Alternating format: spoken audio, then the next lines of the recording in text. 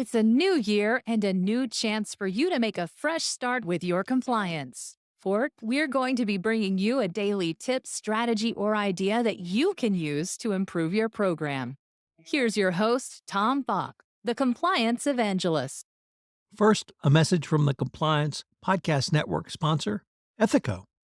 In the intricate world of ethics and compliance, each second is precious, and slow case closures are more than just delays, they're missed opportunities. Enter Ethico. Our solution revolutionizes case management, cutting case closure times in half and turning every challenge into a chance for improvement.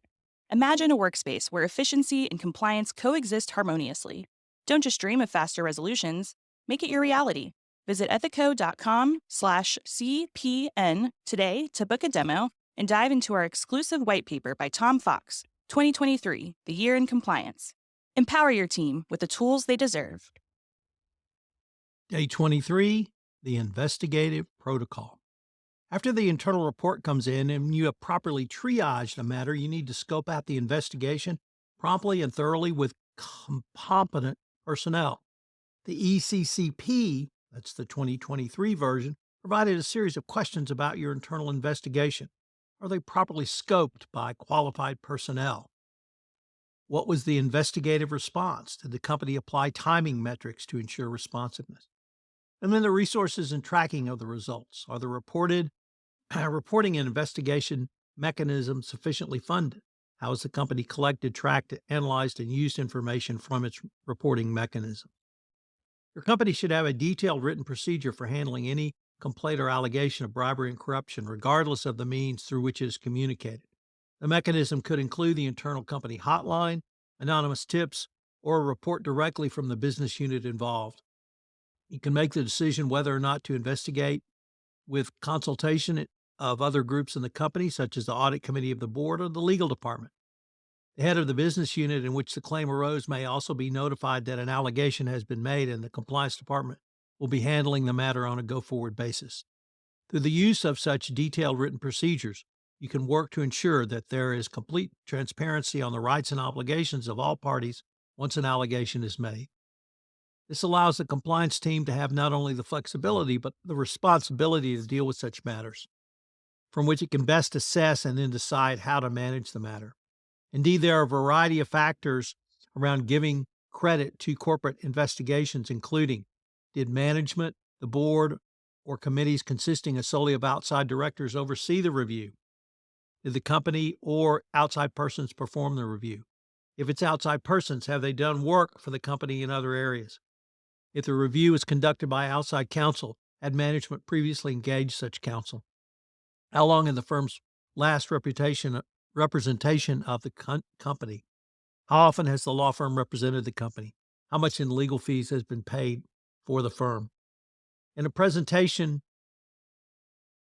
on investigative protocol, Jay Martin and Jackie Trevino said that it consisted of 5 components. Number 1, opening and categorizing the case. Number 2, planning the investigation. Number 3, executing the investigative plan.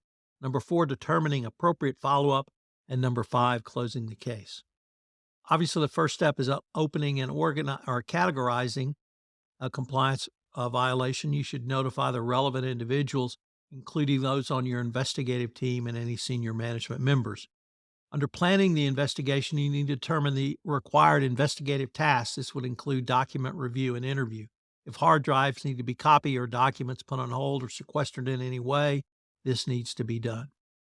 Number 3, executing the investigative plan. Under this step, the investigation should be completed. I would urge that interviews not be affected until all documents are reviewed and ready for use in the interview. Care should be taken to ensure that appropriate upjohn warnings are issued and the interviewee clearly understands that whoever is performing the interview represents the company and not the person being interviewed. Number 4, determining appropriate follow-up. At this step, the preliminary investigation should be complete and you are moving into the final phases. In some investigations, it is relatively easy to determine if the work is complete. And finally, number 5, close the case. Under this final step, communicate the investigative results to the stakeholders and complete the case report. Everything done in the first 4 steps should be documented and stored, either in electronically or in hard copy form. the case report should be completed. This final step should be completed in less than 1 week.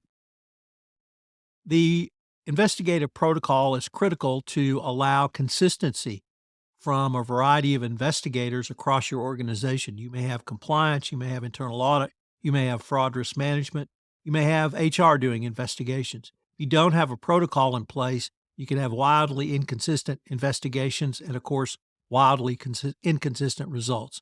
So it's important that you provide a written protocol so that there's consistency literally across your organization going forward for any investigation. So what are today's 3 key takeaways? Number 1, a written protocol created for an investigation is the key starting point. Number 2, create steps to follow so there will be full transparency and documentation of all steps going forward. And number 3, consistency in approach is critical, literally across the world if you're a multinational company. I hope you will join me tomorrow for 31 Days to a More Effective Compliance program, where we take up internal reporting and triaging of claims. The Compliance Podcast Network is sponsored this month by Ethico. Ethico is a leader for compliance champions like yourself with its ethics and compliance optimization system built to turn goals and guidelines into real ROI for your program. For more information and a special white paper, go to ethico.com/CPN. For listening to this episode of 31 Days to a More Effective Compliance Program. 31 Days to a More Effective Compliance Program is a part of the Compliance Podcast Network